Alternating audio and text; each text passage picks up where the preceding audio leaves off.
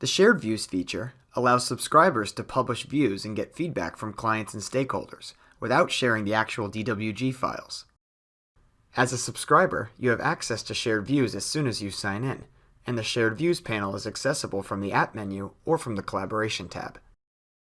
You can control what is being shared within the view.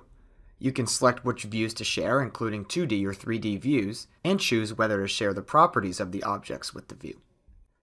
The views are generated locally in a background thread, which greatly improves the speed and allows you to keep working while you wait. Use a web browser to inspect the view in Autodesk Viewer, and get a link that you can email to a colleague. Only subscribers can create shared views, but anyone who is signed into their Autodesk account can add comments. This allows you to get valuable feedback while safeguarding your work. These comments will appear in the Shared Views panel in Desktop AutoCAD, making it easy to make updates and respond right from AutoCAD.